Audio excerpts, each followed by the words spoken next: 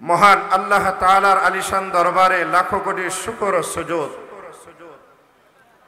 যে আল্লাহ তাআলা আমাদের সকলকে আজকের এই মুহূর্তে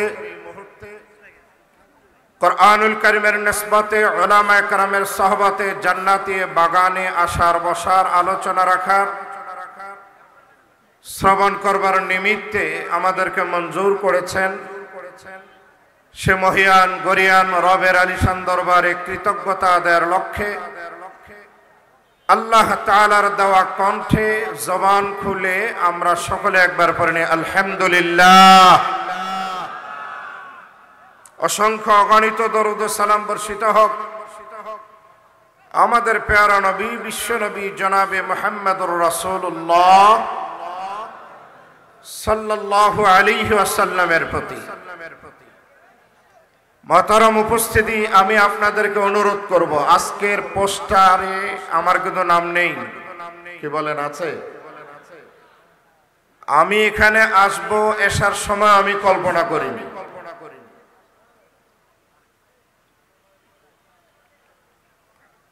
আমার আগে যিনি আলোচনা রাখলেন 8টার আগে কথা হয় আমি আপনার এলাকায়,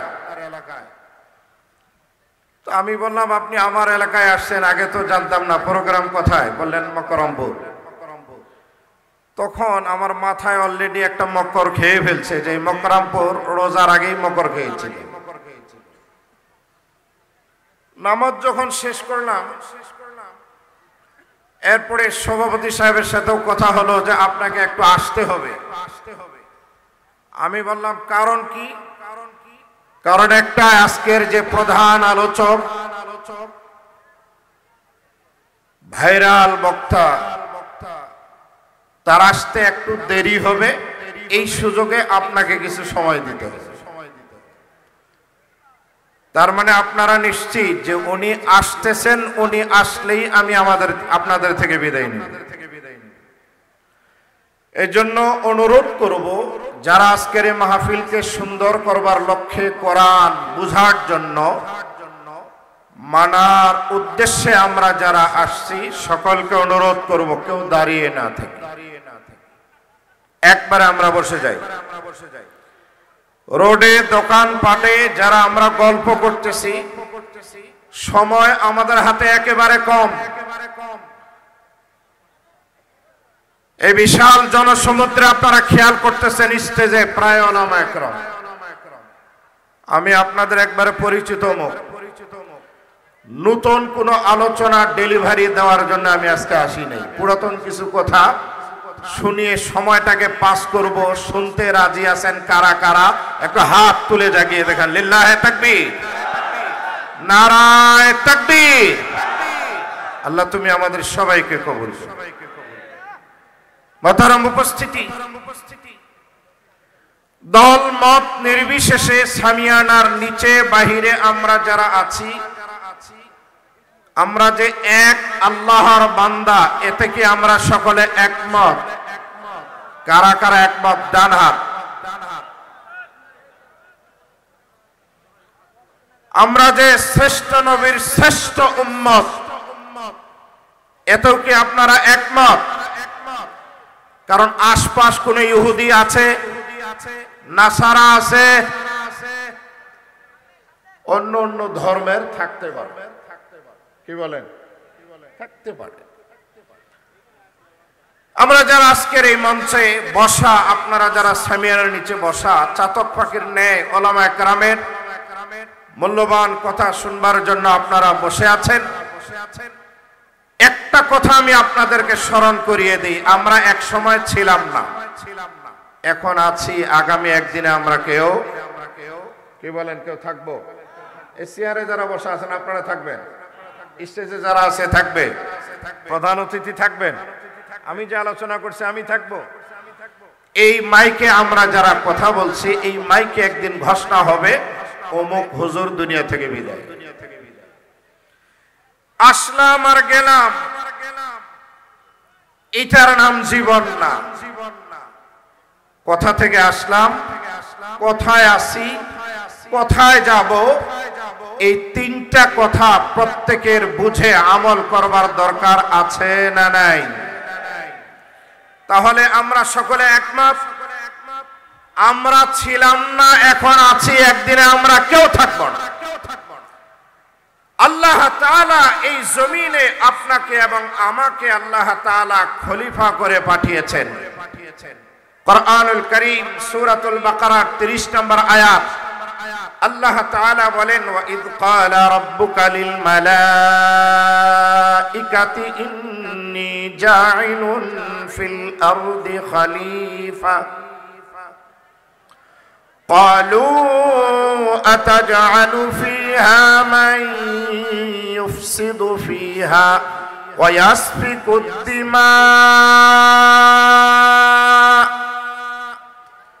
ونحن نسبح بحمدك ونقدس لك قال إني أعلم ما لا تعلمون।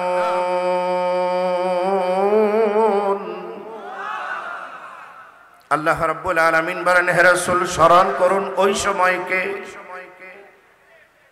যখন আপনার প্রভু ফেরেশতাদেরকে বলেছিলেন, ও ফেরেশতা সমূহ শুনে রাখো, জমিনে আমি আমার প্রতিনিধি পাঠাতে যাচ্ছি।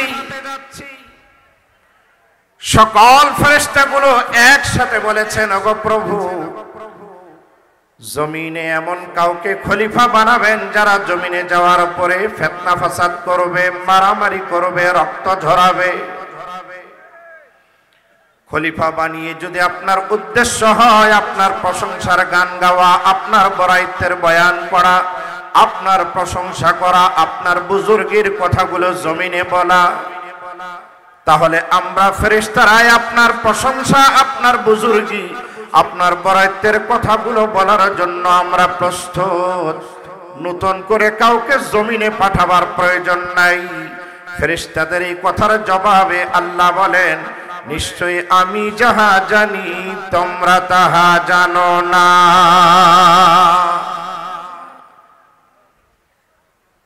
আমি যে অনুবাদটা করলাম এটা কোরআন থেকে, তো কি বলেন যারা হাফেজ সাহেব আছেন, কোরআন থেকে তো। সূরাতুল বাকারা 30 নম্বর আয়াত। এই আয়াতে আল্লাহ তাআলা আমাদেরকে লক্ষ্য করে বলছেন যে আমরা হলাম এই জমিনে খলিফা। এই খেলাফতের শুরু হয়েছে সাইয়েদনা আদম আলাইহিস সালাম থেকে। আদম আলাইহিস সালাতু ওয়াস সালামকে আল্লাহ তাআলা নিজ কুদরতি হাত দিয়ে বানিয়েছেন জান্নাতের ভিতরে। জোরে বলেন সুবহানাল্লাহ। বুখারী শরীফ বাবু বাদঈস সালাম হাদিস নাম্বার 6060। হাদিসের নবী সাইয়েদনা আবু হুরায়রা রাদিয়াল্লাহু তাআলা তিনি বলেন, নবীজি বলেন, খালাকাল্লাহু আদামা আলা সুরাতিহি তুলুহু 60 যিরাআ ফালাম্মা খালাকাহু ক্বালা সাল্লিম উলাইকা আলা নাফারিন মিনাল মালাইকাতি জুলুস। আল্লাহ তাআলা আদম আলাইহিস সালামকে নিজ কুদরতি হাত দিয়ে বানালেন, তো বানালেন, লম্বায় করলেন 60 হাত। আওয়াজ করে বলেন আল্লাহু আকবার। এরপরে আদমকে বললেন, এই যে ফেরেশতারা বসা আছে, যাও ওদেরকে গিয়ে তুমি একটু সালাম দাও। ফাস্তামি মা ইউহাইয়ুনাক, এরপরে তুমি শোনো তারা কি জবাব দেয়। আদম আলাইহিস সালাতু ওয়াস সালাম এই লম্বা বডি নিয়ে পায়ে হেঁটে ফেরেশতাদেরকে যখন সালাম দিলেন, আসসালামু আলাইকুম, ফাকালু ওয়া আলাইকাস সালাম ওয়া রাহমাতুল্লাহ। ফেরেশতারা সকলেই বলেছেন, আদম আলাইকাস সালাম ওয়া রাহমাতুল্লাহ, তোমার উপরে শান্তি এবং আল্লাহর রহমত বর্ষিত হোক। আদম আলাইহিস সালাতু ওয়াস সালাম হলেন এই খেলাফতের খলিফার প্রথম ব্যক্তি। আমরা প্রত্যেকেই হলাম আদম সন্তান, আদমের সন্তান। আল্লাহ তাআলা আমাদেরকে জমিনে পাঠাবার জন্য ফেরেশতাদেরকে বললেন। প্রশ্ন হলো, ফেরেশতাদের কাছ থেকে কি পরামর্শ নিতে চাইলেন? উলামা কেরাম বলছেন না, কারণ পরামর্শ তখন লাগে যখন কোনো কাজ করতে সিদ্ধান্তহীনতায় ভোগে, তখন পরামর্শ লাগে। আপনারা বলেন আল্লাহ পাক অতীত থেকে আজ পর্যন্ত কোনো কাজ করবার জন্য সিদ্ধান্তহীনতায় ভুগছেন, ভোগার সম্ভাবনা আছে। তাহলে কেন? পরামর্শের জন্য না। 2 নম্বর, পরামর্শ তখন লাগে যদি একক কোনো ব্যক্তি মালিকানা না হয়, শরীক মিলে কোনো কাজ করে, তখন মাঝে মধ্যে শরীকদের সাথে পরামর্শ করা হয়। তো আমরা তো সকলে জানি কুল হুয়াল্লাহু আহাদ আল্লাহুস সামাদ লাম ইয়ালিদ ওয়া লাম ইউলাদ ওয়া লাম ইয়াকুল লাহু কুফুয়ান আহাদ।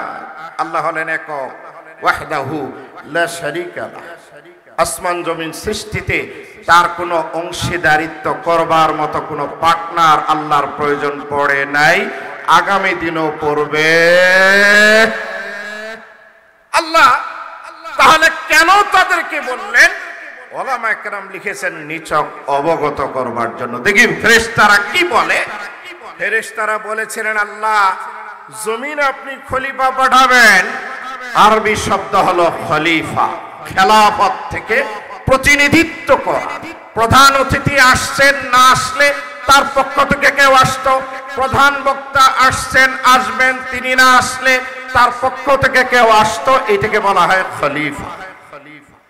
এখন মৌলিক একটা কথা আমি আপনাদেরকে বলি, আমাদের মাথার উপরে যে আকাশ আছে এটার মালিক কে? জোরে বলতে হবে কে? যেই জমিনে বসা আছে এটার মালিক কে? চন্দ্র, সূর্য, গ্রহ, নক্ষত্র এগুলোর মালিক কে? খাল, বিল, নদী, নালা, কীট পতঙ্গ এগুলোর মালিক কে? টাকা পয়সা, স্বর্ণ, মুদ্রা সবগুলোর মালিক কে? আমরা যারা বসা আছি 3.5 হাত, এই বডিটারও মালিক কে? এই জোরে বলেন, জোরে বলেন। না এই হাত আমার। আচ্ছা এই হাত যদি আমার হয়, এই যে আমি টান টান করতেছি, আপ ডাউন করতেছি, মাঝে মধ্যে তো এমনও হয় প্যারালাইজড এই হাত আর উঠে না, তাহলে বোঝা গেল এই হাত আমার। জোরে বলেন এই হাত আমার। এই জবান আজকে কথা বলছে, ভাবছে এটা আমার। কিন্তু এমনও মানুষ আছে যে কথা হারিয়ে ফেলে, বাক শক্তি হারিয়ে যায়, চেষ্টা করার পরও কথা বলতে পারে না। তাহলে বলেন এই জবানের মালিককে? এই কান দিয়ে আমরা শুনতেছি, এই কান এক সময় শুনে না। চোখ দিয়ে দেখতেছি, চোখ এক সময় দেখে না। পা চলছে, পা এক সময় চলে না। এই শরীরে গেজা খাদ্য গ্রহণ করে, এক সময় খায় না, স্যালাইন পুশ করা লাগে। তাহলে বোঝা গেল এই দেহের একটা অঙ্গের মালিক আপনি, আমি। এই সবগুলো কার? সবগুলো কার? আল্লাহ বলেন আমার জমিনে আমি খলিফা পাঠিয়েছি। আমার দেওয়া নিয়ম, আমার দেওয়া কানুন মানে যারা চলবে তারা হবে খলিফা। আমি আল্লাহর খলিফা হওয়ার জন্য, আমার খেলাফত জমিনে প্রতিষ্ঠা করবার জন্য, আমার তন্ত্র মন্ত্র বাদ দিয়া গণতন্ত্র, রাজতন্ত্র, কোন ধরনের কাল মাসের লেলিনের কোন মতবাদ যদি জমিনে প্রকাশ করতে চায়, প্রতিষ্ঠা করতে চায়, এরা মানুষ হলেও ইমানদার হবে না, ইমানদার হবে না, ইমানদার হবে না। মাতারম হাজিরিন, নামাজ পড়া সহজ, নামাজ পড়া সহজ, রোজা রাখা সহজ, দাড়ি রাখা সহজ, টুপি পড়া সহজ, 5 ওয়াক্ত নামাজ পড়া সহজ, পর্দা করাও সহজ। আমরা ভাবছি ইসলাম মানে হচ্ছে 5 ওয়াক্ত নামাজ পড়বো, রমজানে রোজা রাখবো, কুরবানিতে 2-4-5টা বড় দেখে কুরবানি করে ফেলবো, হজ তো করবই, ওমরা প্রত্যেক বছর একবার যাব, তাসবিহ পড়বো, কোরআন পড়বো।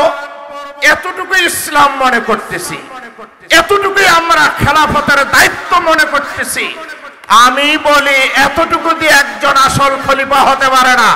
প্রকৃতপক্ষে খলিফা হতে হলে জন্মের পর থেকে মৃত্যু পর্যন্ত, রান্নাঘর থেকে পার্লামেন্ট পর্যন্ত আল্লাহর জমিনে আল্লাহর দেওয়া বিধান প্রতিষ্ঠা করার নামই হলো খেলাফত। এর নাম খেলাফত। আজকে ইমাম সাহেব নামাজের ওয়াজ করে, হুজুরের বয়ান খুব সুন্দর, বয়ান শুনলে বেনামাজি নামাজি হয়ে যায়। হুজুর রোজার বয়ান করে, রোজা তো ফরজটা রাখে, শাওয়ালের 6টা নফলও রাখে। বেশ ভালো কথা।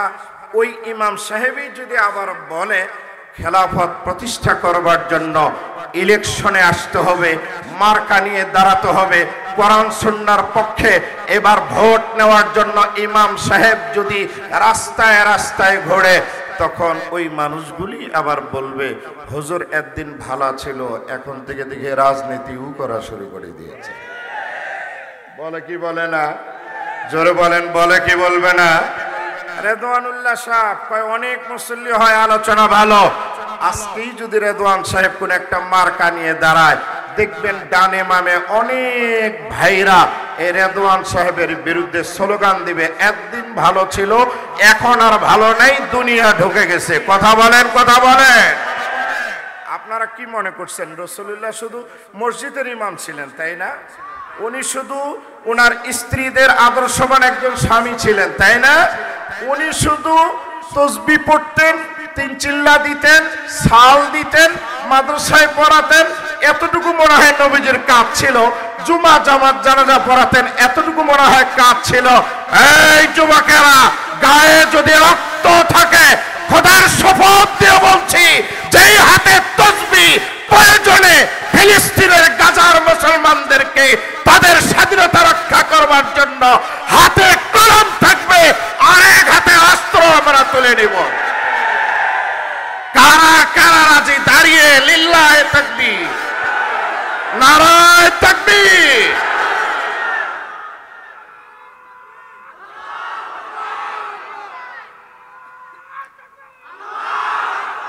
বসি, সময় কম, কারণ মাদানি আসলে আপনাদেরকে নাসানি দিবে, এখন নাসায় তেমন কোনো লাভ নাই। মাদানি কিন্তু চলে আসতেছে। বগুড়ার মরিচ সাইজে ছোট, ঝাল কম না বেশি? এটা দেওবন্দি কওমি ঘরানার পোলা, দেখতে ছোট কিন্তু জ্বালা কঠিন আছে। কি বলেন? জ্বালা কিন্তু আছে। এই যে হুজুর বসা আছে, আমরা এখানে যারা বসা আছি, এরা আমাদের ছেলের বয়স, নাতির বয়সে। কিন্তু আজকের প্রধান বক্তা ওই একটা ছোট্ট মানুষকে দেখার জন্য দেখেন না কতগুলো আসে। মা বোন মনে হয় আসে নাই, এগুলো এতগুলো আসছে। আমি শহর থেকে যখন আসি তখন দেখতেছি এক রিক্সায় তিন বেটি, এক বেটি সিগারেট টানতে টানতে যাচ্ছে। আল্লাহ খলিফা বানাইছে সিগারেট খাওয়ার জন্য। এ বলেন, খলিফা বানাইছে সিগারেট টানার জন্য। আল্লাহ খলিফা বানিয়েছেন মায়েদেরকে সিগারেট টানার জন্য, তাই না? যুবকদেরকে খলিফা বানিয়েছে পহেলা বৈশাখে মঙ্গল শোভাযাত্রা করার জন্য, তাই না? দুঃখ লাগে 5 আগস্ট স্বাধীনতার গান গাই, আমি বলি দেশ স্বাধীন হয়েছে, এখনো ইসলামের স্বাধীন হয় নাই। গোস্তাহাটির মোড়ে আমাকে রিক্সা থেকে নামিয়ে দেওয়া হলো, পুলিশ ভাইয়ের এখানে আছে, প্রশাসনের লোকজন আছে।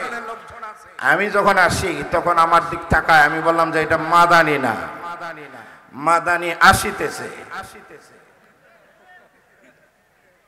কথা বুঝতে পারছেন আপনারা? আমাকে রিক্সা থেকে নামিয়ে দেওয়া, হুজুর নামেন। আমি বললাম ঘটনা কি? ঘটনা এরপরে তাকিয়ে দেখি ওই এটিএম মাঠ থেকে আসতেছে সরিষাহাটির মোড় পর্যন্ত এই ছোট্ট ছোট্ট বাচ্চাগুলো একবারে বধূর মতো সাজিয়ে পহেলা বৈশাখের শুভ যাত্রা, আনন্দ যাত্রা দিয়ে ইমানদারের এই ছোট ছোট বাচ্চা, মাসুম বাচ্চাগুলোকে বাহির করে যারা মঙ্গল শোভাযাত্রা, আনন্দ যাত্রার নামে যারা নামায়, এরা সমাজের শিক্ষিত হলো, এরা নেতা নেত্রী হলো, এদের ভিতরে যারা পরিমাণের ঈমান আছে বলে আমার মনে হয় না। আল্লাহ খলিফা বানিয়েছে, আমরা আল্লাহর খলিফা, তাই না? আল্লাহ বলছেন তোমাদের খলিফা বানিয়েছে গাঁজা খাওয়ার জন্য, ইয়াবা খাওয়ার জন্য, ফ্যান্সি খাওয়ার জন্য, বাংলা খাওয়ার জন্য। বাংলা খোর আছে না নাই? জোরে বলেন আছে না নাই? খিদের দিন রে ভাই, সেদিনও বাংলা টানে। আল্লাহ বানাইছে খলিফা এর বাংলা খাওয়ার জন্য। মাতারাম হাজিরিন, সভাপতি সহ কানে বলছেন উনি আসে গেছে। আমি তো বলছি আসলেই তো আমি ছেড়ে দেবো, কারণ আমার তো আজকে পোস্টারে নাম ধাম কিছু নেই। মাতারাম হাজিরিন, আল্লাহ আমাদের খলিফা বানিয়েছেন। খলিফার দায়িত্ব শুধু নামাজ পড়া না, রোজা রাখা না, হজ যাকাত করা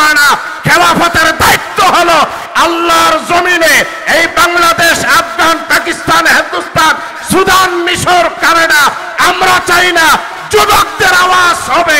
গায়ে যদি রক্ত থাকে, কোরআন সুন্নাহ যদি ভালোবাসি, আল্লাহর প্রেমে নবীর মহব্বতে যদি জীবন দিতে চাই, আমাদের মুরব্বীরা যদি জিহাদের কাতারে নাম লেখাবার জন্য আহ্বান করে, কারা কারা শাহাদাতের তামান্না আছে দিলের ভিতরে নাম লেখাবার জন্য, ঈমান থাকলে দাঁড়িয়ে তাকবীর দাও।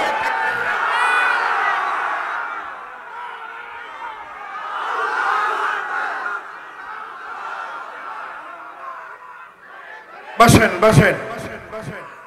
মাহতারাম হাজিরিন, যুবকদেরকে বলছি, মুসলমানদেরকে বলছি, আমরা খলিফা। আল্লাহ তাআলা আমাদেরকে খলিফা বানিয়েছেন। খেলাফত আগে নিজের এই ছোট্ট রাষ্ট্রে বাস্তবায়ন করেন। কেউ যদি মাথার চুল থেকে মায়ের নখ কাটা পর্যন্ত আল্লাহর বিধান নবীর তরিকায় পরিচালনা করতে পারে, এটা হলো সার্থক খলিফা। কথা বলেন ঠিক কিনা?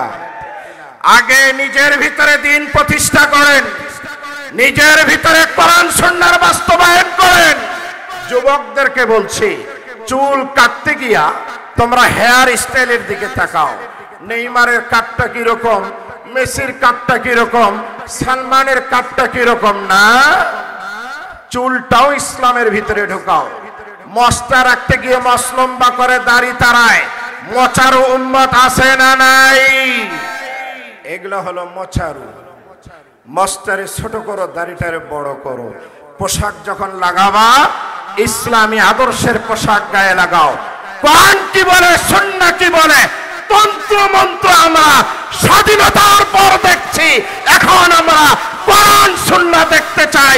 রান্নাঘর থেকে পার্লামেন্ট পর্যন্ত ওলামা কেরামের ডাকে, ওলামা কেরামের নেতৃত্বে সব যোগ্য লোক পার্লামেন্টে যাবে, এটা আমরা সকলে চাইতো। আল্লাহ আমাদের চাওয়া পাওয়া পুরা করেন, সকলে বলেন আমিন। অনেক তারেনারে আমরা দেখছি, শান্তি আমরা পাই নাই। নওগাঁ শহরের রাস্তাঘাট এমপি আমাদের ছিল, উপজেলা চেয়ারম্যান আমাদের ছিল, এরপরে আমাদের লোক সব ছিল, তারপরে উন্নতি আমরা পাই নাই।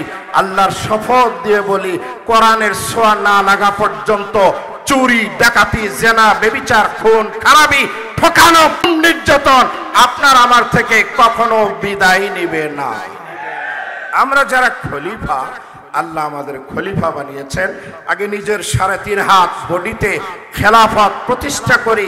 কোরআন কি বলে, সুন্নাহ কি বলে, সেই মোতাবেক আমরা চলার চেষ্টা করি।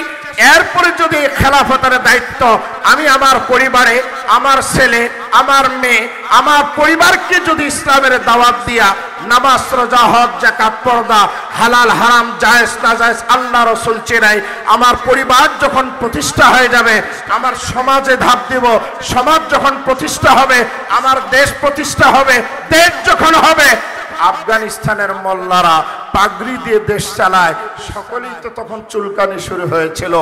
অনেক পরে এই সাদা চামড়াগুলাকে 20 বছর লড়াই করে বিদায় দেখিয়ে এখন আফগানিস্তানের মুদ্রার মান আমাদের বাংলাদেশের থেকে অনেক উপরে। আমরা আল্লাহর খলিফা, আল্লাহ তাআলা আমাদেরকে খেলাফতের দায়িত্ব দিয়েছেন। খেয়াল রাখতে হবে, আমি একজনের প্রতিনিধি। আমার মন মতো, আমার ইচ্ছা মতো চললে এর নাম খলিফা নহে। কি বলেন? খলিফা বাংলা কথায় এখন যারা মাস্টার টেইলার আছে, এক সময় আমরা ওদেরকে খলিফা বলতাম, এরপরে দর্জি, এখন স্ট্যান্ডার্ড হয়েছে টেইলার। আমরা কাপড় দিলাম যে আমার পাঞ্জাবি বানিয়ে দেন, জুব্বা বানিয়ে দেন। এখন খলিফা যদি মনে করে তাহলে মৌলবি বোকা, এত বড় একটা লম্বা কাপড়ের একা জুব্বা পরবে, উনার মতে চলবে না, আমি আমার মতে কাটবো। এখন এই লম্বা কাপড়ের জুব্বা আমারে না দিয়া আমাকে যদি একটা ফতুয়া বানা দেয়, আর বাকি কাপড় দিয়ে আমার ছেলের যদি একটা ফতুয়া বানায়, 7 দিন পরে যেদিন ডেলিভারি আমি নিতে গেলাম, জুব্বা দেন, সে আমাকে 2টা ফতুয়া হাতে ধরিয়ে দিল। এই অবস্থা যদি আপনার হয়, তাহলে ওই খলিফার চামড়া থাকবে? বলেন থাকবে? কেন ফাটাবেন কি জন্য? কি সমস্যা? ফাটাবেন কেন? সমস্যা কি? সমস্যা হলো আমার মতে খলিফা চলে নাই। বলেন আমার মতে খলিফা, জোরে বলেন আমার মতে খলিফা কাজ। আজকে আজকে আমরা যারা মনে করুন ঢাকায় যাব, গাড়ির কোনো সিট নাই, এসিতে নাই, নন এসিতে নাই, আপনাকে যেতেই হবে, চাকরিতে জয়েন করতে হবে। এখন আমরা বলি ভাই সিট না হোক, দাঁড়ে হলো যাওয়ার একটা সুযোগ করে দেন। অথচ পাশে সিলেট যাবে গাড়ি, এসি সিট আছে, নন এসি আছে, আপনাকে ডাকতেছে যে ভাই টাকা লাগবে না, এই গাড়িতে উঠেন। আপনি কি উঠবেন? জোরে বলেন উঠবেন? কেন উঠবেন না? কারণ ওইটাতে উঠলে গন্তব্য স্থানে পৌঁছবেন না, তাই ঝুলে হলেও ঢাকার গাড়িতে আমরা উঠব। এই মুসলমান, আমরা খলিফা, এটা আসল থাকার জায়গা নয়, আমাদের টার্গেট হলো জান্নাত। জান্নাতে যাওয়ার জন্য যদি ঝুলে থাকে, দাঁড়িয়ে থাকে, নামাজ পড়া লাগে, টুপি পাঞ্জাবি পড়া লাগে, তারপরেও কষ্ট করে ইসলাম ধর্ম, টার্গেট হলো জান্নাত। কথা বলেন ঠিক কিনা?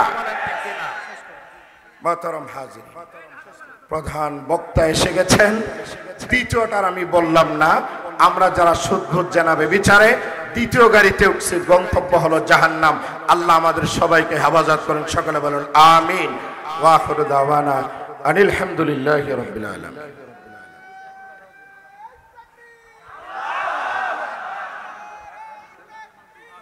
আল্লাহু আকবার, লিল্লাহি তাকবীর, লিল্লাহি তাকবীর।